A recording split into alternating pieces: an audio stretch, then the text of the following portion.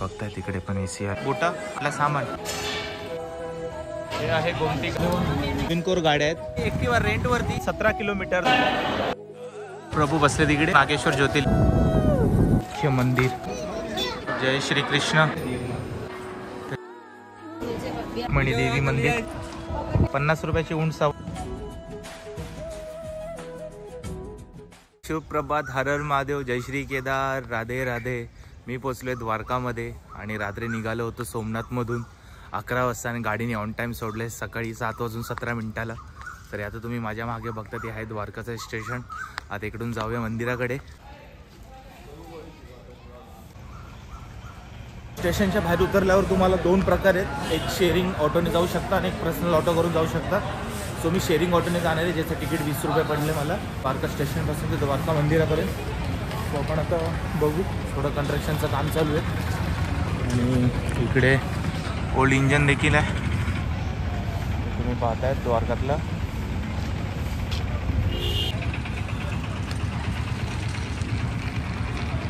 मी विशाल पुन्हा एकदा हजर आहे आपल्यासाठी आणखी एक नवीन ब्लॉग घेऊन.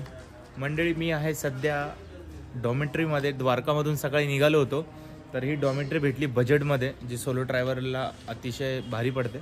सो आता मी ह्या डॉमेट्रीला आहे. तुम्ही पाहताय. डॉमेट्रीचा रिव्ह्यू नंतर देतो. आता जातो मंदिराकडे आणि किती प्राईस पडली आणि मंदिराच्या बाजूलाच आहे सर्व काही डिटेल देतो. चला जाऊया. आजच्या दिवसाची सुरुवात करूया. राधे राधे. ये नगरी है श्री कृष्ण भगवान की. आप सबका स्वागत है कृष्ण भगवान नगरी द्वारका.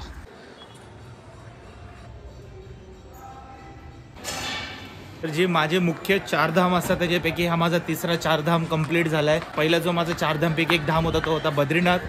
दुसरा माझा झाला जगन्नाथ आणि आता हा 3रा आहे द्वारका, जो तुम्ही पाहतायत मागे आहे.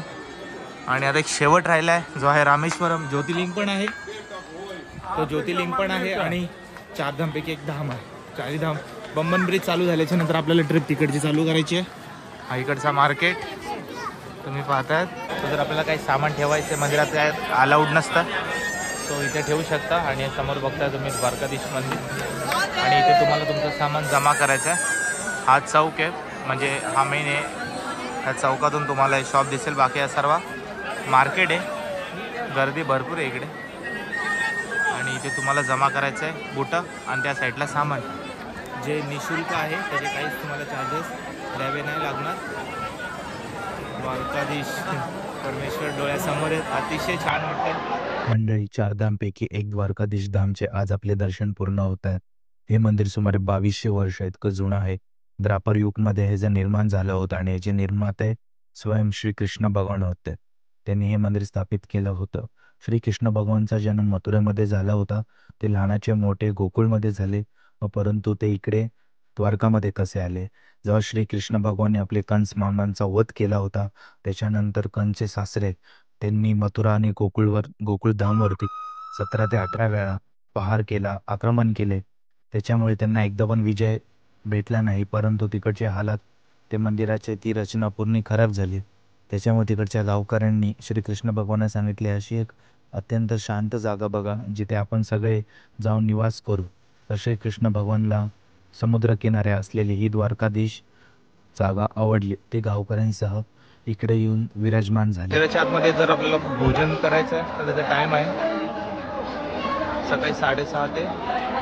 संध्याकाळी 6:30 ते 10 वाजेपर्यंत आणि सुबह 10 ते 1 पर्यंत. सो मंदिराच्या बाजूला प्रसाद आहे. त्या बाजूला हे दुकान आहे. पाण्यातून काढले. हे आहे गोमती घाट आणि ही श्रीकृष्णांची नगरी द्वारका.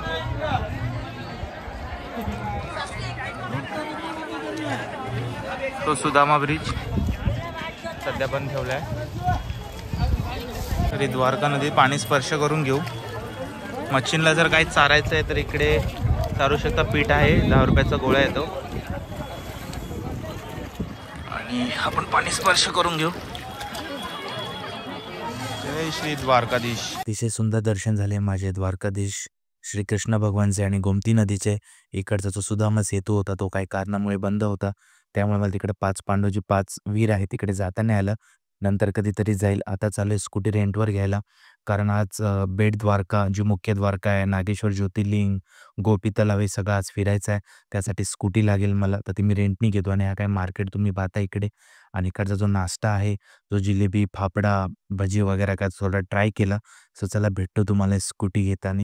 तुम्ही जेव्हा द्वारकामध्ये येतात तेव्हा फिरण्यासाठी स्कूटी रेंटनी घेणं गरजेचं आहे. बाकी तुम्ही दुसऱ्या पण काही वस्तू घेऊ शकतात, पण त्याचे रेट थोडे हाय जातात. जर तुम्ही सोलो येत आहेत तर तुम्हाला बाईक रेंटनी घेणं गरजेचं आहे. आता मी एक जागेवरून घेतो स्कूटी रेंटवरून, नवीन आहेत हे तुम्ही पाहता, ते सगळे स्कूटी लागलेत. आणि हा यांचा नंबर आहे, कदाचित ते होणार आहेत. आप हो गया हां, हे होणार आहे तिकडचे स्कूटीचे आणि हा यांचा नंबर आहे. सो तुम्हाला पण डिस्क्रिप्शनमध्ये देईल. आला द्वारकाला तर नवीन कोर गाड्या आहेत, एकदम नवीन गाडी आहे, ॲक्टिवा आहे आणि इथे पण काही गाड्या लागलेल्या आहेत. सो आता मी पण गाडी घेतो आहे देवदर्शनासाठी. इकडे ट्रॅव्हल करण्यासाठी जे लांबचे स्पॉट आहेत, मंदिर आहेत, नागेश्वर ज्योतिर्लिंग, बेट द्वारका, आणखीन भरपूर काय, त्यासाठी मी घेतली ॲक्टिवा रेंटवरती. मला ही ॲक्टिवा कितीला पडली तुम्हाला सर्व सांगतो. आणि इकडे पेट्रोल तिकडे स्वस्त आहे. सो अशा पद्धतीने मी आता आहे हायवेवरती आणि हा रस्ता जातो बेट द्वारकाला, हा रस्ता जातो नागेश्वरला. तर सर्वात प्रथम मी चालू नागेश्वरला, मग जातो बेट द्वारकाला. आजचाच दिवस आहे, काय काय कव्हर करू शकतो कमी बजेटमध्ये सर्व काही सांगतो. कंटिन्यू राहा. फायनली पोहोचलो आहे 17 किलोमीटर द्वारकापासून नागेश्वर ज्योतिर्लिंगला. आणि आता इथून आतमध्ये जाऊया. मी गेटच्या बाहेर आहे. महादेवांचे दर्शन घेऊ, मग जाऊ बेट द्वारकाला. हर हर महादेव. तर दर्शन करून घ्या महादेवांचे. नागेश्वर ज्योतिर्लिंग हे माझ्या मागे पाहत आहेत. शंभो आले महादेवांच्या दरबारात आणि आता इथून एंट्री. तर हा मार्ग आहे मंदिराला जाण्याचा आणि घेऊया दर्शन.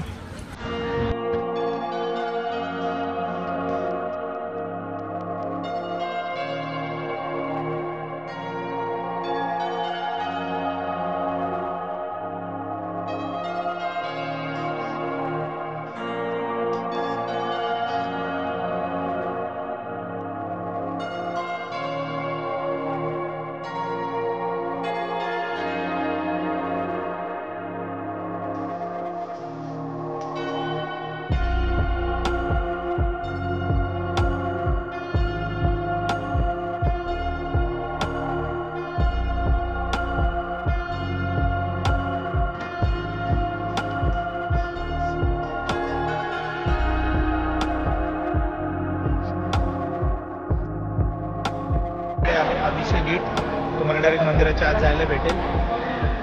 मंदिराच्या आत जर तुम्हाला पूजा टाकायची आहे तर अशी प्लेट आहे, त्याच्यामध्ये तुम्ही मंदिराच्या आतमध्ये जाऊन अभिषेक पूजा करू शकता. मंदिराच्या आतमध्येच आपल्याला वस्त्र प्लेट भेटेल. जर काय प्रसाद घ्यायचा असेल तर इकडून प्रसाद घेऊ शकता. मंदिराच्या आतमध्ये आपल्याला मोबाईल अलाउड आहे, बिंदास फोटो काढू शकता आतमध्ये.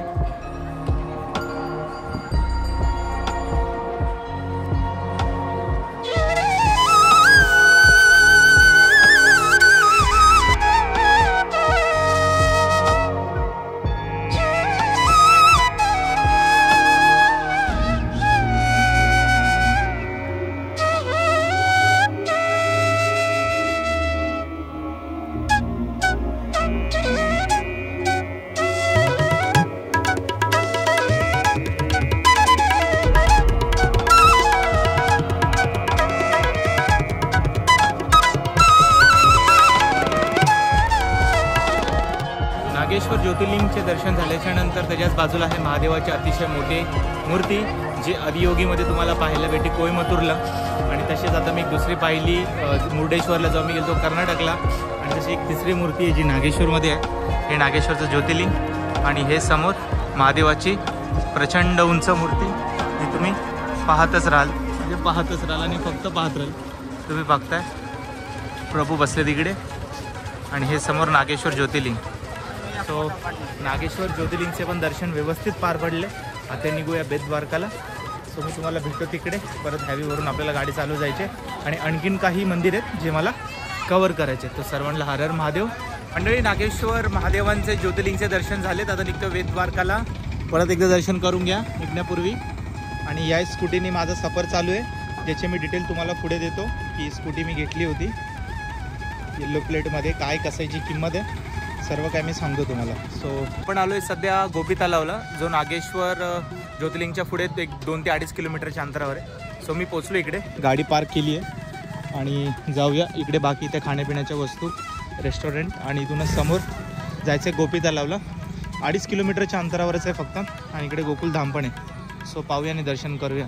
सर्वप्रथम पाहायला भेटतं आपल्याला श्री लक्ष्मीनारायण मंदिर, गोपिकल धाम प्रवेश. इथून दर्शन घेऊया.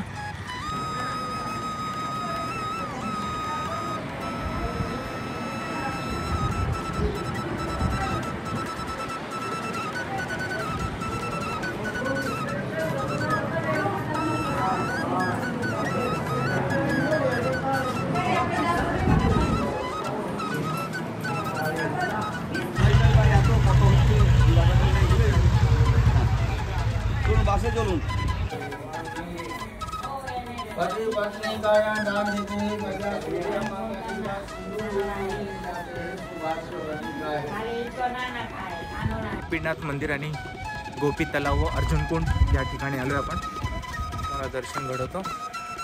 हे प्रवेशद्वार आज जाण्याचं. सो जाऊया आतमध्ये.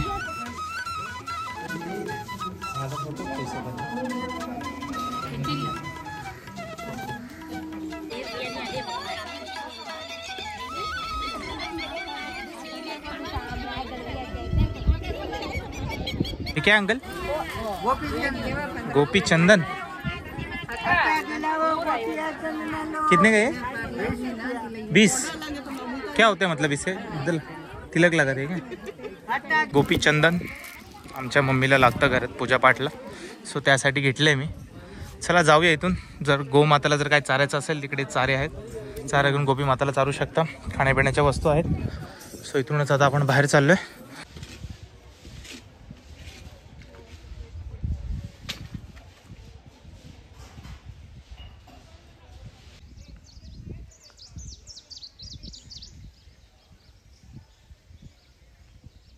गोपी तालाब का दर्शन होने के बाद मैं जा रहा हूँ अभी बेट द्वारका. और बेट द्वारका जाने से पहले अपने को पार करना पड़ेगा जो गुजरात का नया पुल जो है अटल सेतू जैसा, जो मैं ये मेरी गाडीने मी पार करणार आहे. तुम्ही पाहतायत एकदम सरळ स्ट्रेट. तर तिकडचा व्ह्यू मला मोबाईलने घेता येणार नाही कारण गाडी स्ट्रेट चालवायची. त्यासाठी मी माझा इंस्टा 360 चालू करणार आहे. सो त्याचा व्ह्यू कसा येतो मी तुम्हाला तो नंतर दाखवतो. चला तर माझ्यासाठी पण ही खूप नवीन गोष्ट आहे आणि आपण पण जावा. 2 व्हीलरनी चालवत येणार ह्या रोडला तर अतिशय मजा आहे ना, कारण आपल्या मुंबईला जो आहे त्याच्यासाठी फक्त 4 व्हीलर अलाउड आहे. तिकडून 2 व्हीलरनी पण तुम्ही हा आनंद घेऊ शकता.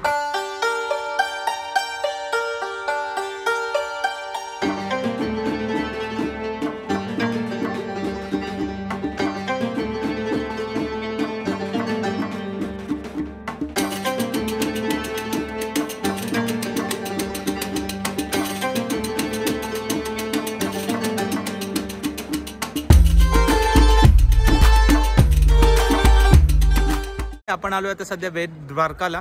त्याच्या बाजूलाच मंदिर आहे माता रुक्मिणीचं जे सोन्याने सजलेलं असं लिहिलेलं आहे. सो तुम्हाला पहिले ते दर्शन घडवतो. सो आतून दर्शन दाखवतो तुम्हाला. श्री सोने की द्वारका पावनधाम. सो आतून दर्शन घडवतो. बोला हर हर महादेव. तो चप्पल ते इकडे काढायचे आणि त्याच्यानंतर आज जायचं आपल्याला. मंदिराच्या जाण्यासाठी तिकीट घ्यावं लागतं. ते तिकीट काउंटर दाखवतो तुम्हाला. या साईडला तिकीट काउंटर कितीचं तिकीट. सिर्फ यही मंदिर को टिकट है ना, बाकी कोई मंदिर को नहीं है ना. बस याच मंदिराला तिकीट लागतं 40 रुपयाचं आणि बाकीच्या मंदिराला तिकीट नाही आहे. सो जाऊया आतमध्ये. मी आले मंदिराच्या आतमध्ये आणि इकडे श्रीकृष्ण भगवान यांची जन्मापासून जी सगळी भूमिका इकडे साकारली आहे ती तुम्हाला पाहायला भेटेल. जर मी तुम्हाला दाखवतो या छोट्याशा व्हिडिओमध्ये तुम्ही पाहू शकता काय मंदिर आहे आणि काय हे मंदिर सजवलेलं आहे. तर हे तुम्ही पाहतायत इकडे कसं कैद केलं गेलं होतं. श्रीकृष्ण भगवानचा जन्म झाला होता त्या साईडला.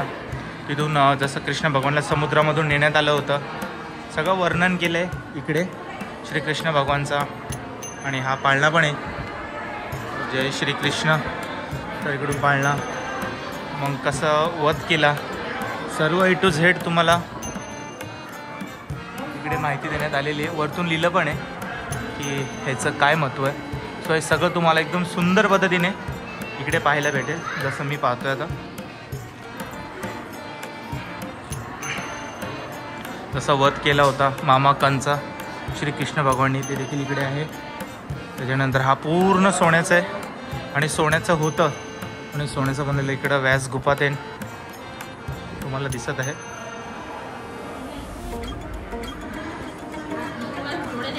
कृष्ण भगवान. त्याच्यानंतर सर्व काही तुम्हाला पाहायला भेटेल इकडे. 40 रुपयाचं तिकीट घ्यायचं आहे आणि 40 रुपयाच्या तिकीटमध्ये संपूर्ण तुम्हाला हे चित्रीकरण पाहायला भेटेल, जसं आता मी तुम्हाला दाखवत आहे. सो व्हिडिओ जास्त मोठा नाही करत, तुम्ही पाहून घ्या होईल तेवढं. जे नाही येऊ शकत त्यांनी देखील घरी बसल्या बसल्या सगळ्या व्हिडिओचा, सगळ्या गोष्टीचा आनंद घ्या. बोला हर हर महादेव. तुम्ही पाहताय ज्यावेळेस कृष्ण भगवाननी गोवर्धन पर्वत उचललेला त्याची प्रतिमा बनवली आहे, जो मथुरेमध्ये आहे. गोवर्धन पर्वत याला उचलला गेला, त्याची परिक्रमा करतात. आपल्याला पण लवकर जायचं आहे. सो ते देखील इकडे पूर्णपणे तुम्हाला श्री सद्गुरू शंकर आचार्य सर्व काही पाहायला भेटेल. यांची सेवा करताना इकडं दाखवण्यात आलं आहे चित्रीकरण.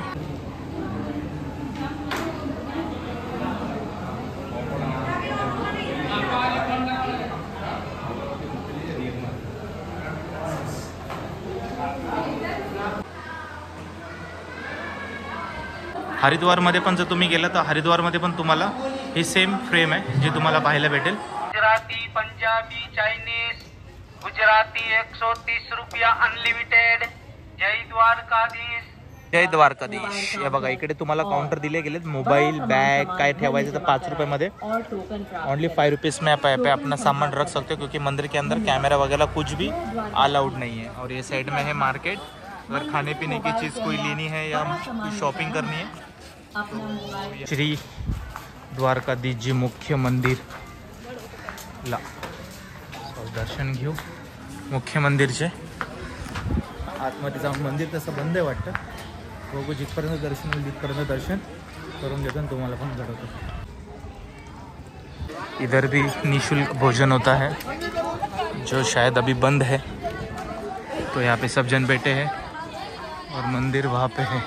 सो अंदर मोबाइल कैमरा अलाउड नहीं है. यहाँ पे बैग जमा करनी है तो आप देख सकते हैं मेन द्वारकाधीश जी का मुख्य मंदिर जो कि वहाँ है, बट मोबाइल जमा करना पड़ेगा.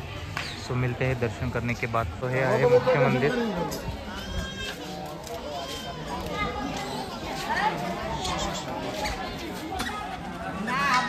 तर मी आहे सध्या मंदिराच्या जवळ. बट एक आपल्याला सांगायचं आहे की मंदिर जे आहे ते 1ला बंद होतं आणि डायरेक्ट 4:30ला ओपन होतं. सो या दरम्यान कोणी येऊ नका. जो मंदिर 1 बजे क्लोज होगा दोपहर को, डायरेक्ट शाम को 4:30 बजे खुलेगा. सो उसके बीच में आप मत आना, नहीं तो आपका टाइम वेस्ट होगा. आप दूसरा कोई पैलेस विजिट करके या उसके बाद दर्शन करके आप यहाँ पे आ सकते हो, जैसे कि मैं आया हूँ.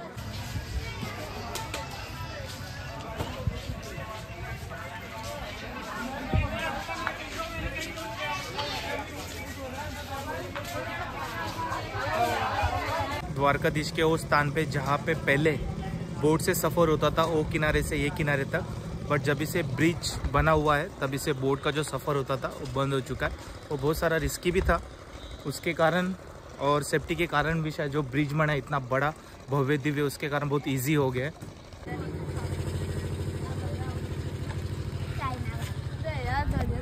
बेट द्वारकाचे दर्शन झाल्याच्या नंतर मी आलोय आता मगरध्वज श्री हनुमान मंदिराला दर्शन घेण्यासाठी. हे पूर्ण भारतातलं एकमेव एकच मंदिर आहे. तिकडे श्री मगरध्वज आणि श्री हनुमान देव म्हणजे पुत्र आणि पिता ह्यांचं मनुष्य रूपामध्ये हे मंदिरचे आपल्याला दर्शन पाहायला भेटतात. बाकीचे जर तुम्ही हनुमान देवांचे मंदिर बघितले असणार ते वानर रूपामध्ये, पण इकडे आपल्याला मनुष्य रूपामध्ये दर्शन भेटतात. मगरध्वज हे हनुमान देवांचे पुत्र आहेत. ते पुत्र कसे झाले हे श्रीरामान लक्ष्मणाला कैद करून पाताल लोकमध्ये नेलं होतं. त्यावेळेस त्या दरवाजाची रक्षा जो करत होता तो मगरध्वज होता. त्यावेळेस हनुमान सोडवण्यासाठी गेले तेव्हा त्यांनी विचारलं की तू कोण आहेस. त्यावेळेस मगरध्वज बोलले मी हनुमान पुत्र श्री मगरध्वज आहे. पण हनुमान देवांनी बोलला मी ब्रह्मचारी, माझा पुत्र नाहीये. मग त्यांनी म्हटलं ज्यावेळेस हनुमान समुद्राच्या वरून जात होते तुफान घेऊन, पर्वत घेऊन, त्यावेळेस त्यांच्या ज्या वेगाचा जो शरीराचा जो पसीना जो घाम होता तो खालती पडून मगरध्वजच्या पोटामध्ये गेला आणि तिथून माझा जन्म झाला. तर मी आहे मगरध्वज. तर अशा प्रकारे तुम्हाला हे दर्शन घ्यायचं एकमेव मंदिर आहे. तर तुम्हाला जे दर्शन घडवतो. जय हनुमान. नहीं चले कितने का थाली? 150. अच्छा 150 रुपयाची थाळी. हे मेन मुख्य मंदिर आहे. सो घेऊया दर्शन. ते तुम्हाला दिसले असतील हनुमान देव आपले. दर्शन घेऊ. जय श्री हनुमान.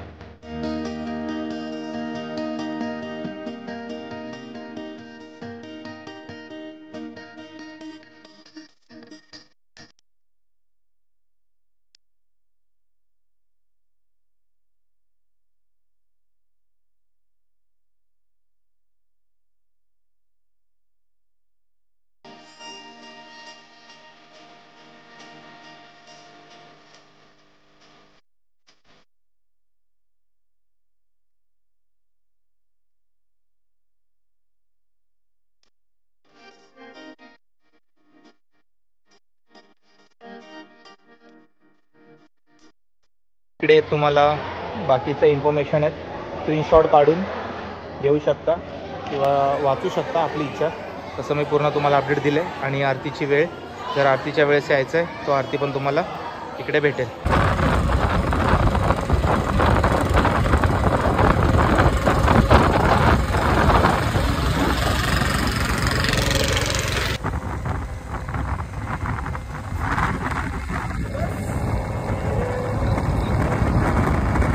द्वारकाधीशमधून निघाल्याच्या नंतर आता मी आलोय मुख्य रुक्मिणी देवींचं मंदिरचे दर्शन घेण्यासाठी. त्याचा जो इंटरफेस आहे म्हणजे जो द्वार आहे जे तुम्हाला दाखवतो, तिकडून आपल्याला आतमध्ये जायचं आहे. आणि हाच हायवे मी कंटिन्यू करत आलोय. आणि समोर पाहते रुक्मिणी देवींचं आतमध्ये जाण्याचा प्रवेशद्वार. सो जाऊया आतमध्ये. माता को कुछ खिलाना है तो उसके लिए इधर सुविधा है. 10 रुपये का काय बाजरी है, बाजरी लेके खिला सकते हो. बाकी कबूतर को भी खिला सकते हो. और ये सामने आपके रुक्मिणी देवी मंदिर जो एकदम एग्जैक्टली आपके सामने है. अब आप और आप दर्शन कर पा रहे हो घर बैठे हुए. सो अच्छे से कर लीजिए. आज सनातन का जीत हुआ है. प्रसाद को बोलो.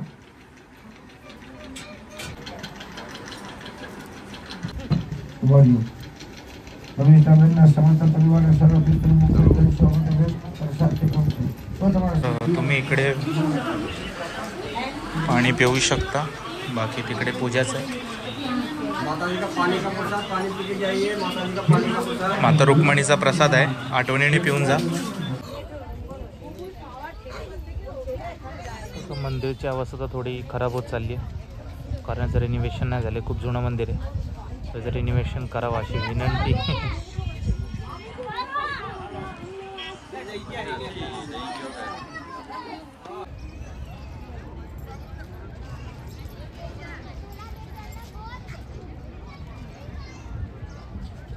आपण आलोय आपल्या शेवट डेस्टिनेशनला, म्हणजे भटकेश्वर महादेवांचं मंदिर जे समुद्र किनाऱ्यावर स्थित आहे. तुम्हाला दाखवतो.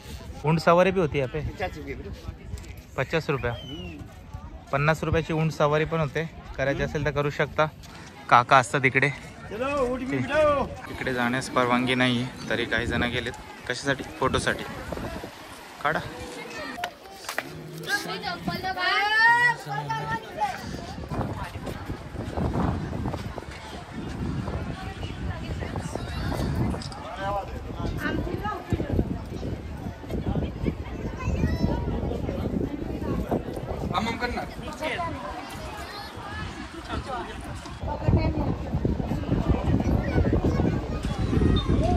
माझं द्वारकामधलं शेवटचं मंदिर म्हणजे भटकेश्वर महादेवचं दर्शन पूर्ण झाले. आता सनराईज होणार आहे. सो थोडं सनराईजचा आनंद घेतो, तुम्हाला पण दाखवतो. तुम्ही बघताय भटकेश्वर महादेव जे समुद्राच्या किनारपट्टीवरती विराजमान आहेत. अतिशय सुंदर पद्धतीने दर्शन झाले.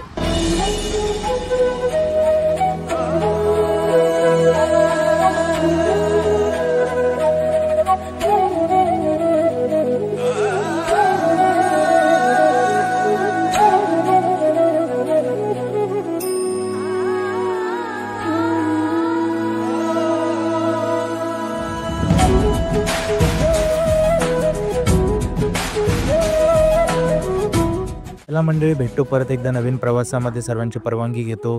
मी तुम्हाला जी स्कूटी घेतली होती ते मला 500 रुपयामध्ये पडली आणि तुम्हाला डॉमेट्री मी दाखवतो. भेटतो एकदा नवीन प्रवासामध्ये. तोपर्यंत आनंदी राहा, हसत राहा, सर्वांना मदत करा. घेतो सर्वांची परवानगी. हर हर महादेव. ही आहे ती डॉमेट्री जिथे मी स्टे केला होता.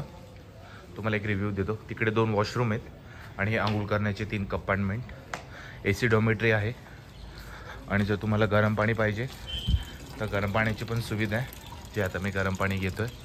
आणि हा पूर्ण हॉल आहे, म्हणजे इकडे रात्रीचा आरामशीर बसू शकता जर काही गप्पा गोष्टी करायच्या आहेत. खाली पण सेम डॉर्मेटरी आहेत आणि एक तिकडे आहे AC डॉर्मेटरी आहेत आणि AC, आणि ह्या साईडला हे 2 आहेत. तुम्हाला मी आतला रूम दाखवतो की कसं चप्पल बाहेरच काढायची असते. सो अशा पद्धतीने तुम्हाला डॉर्मेटरी भेटेल आणि वरती AC, पंखे, आणि तुम्ही बघताय तिकडे पण AC आहे, 2 AC. आणि असं तुम्हाला एक कंपार्टमेंट भेटेल. इकडे माझी बॅग आहे, एक चार्जिंग स्पॉट त्या साईडला, आणि इथे एक लॉकर दिलं आहे. आपलं काय वस्तू ठेवायची असतील सो याच्यामध्ये ठेवू शकता आणि मस्तपैकी आरामला लॉक पण तेच देतात. आणि इकडे आरामशीर आपण स्टे करू शकता. सो मी स्टे केला होता. ही डॉर्मेटरी आहे, विश्वकर्मा AC डॉर्मेटरी. इकडचे नंबर, कॉन्टॅक्ट नंबर देईल मी. आणि इकडेच थांबलो होतो वरती. सो AC डॉर्मेटरी एकदम पद्धतशीर.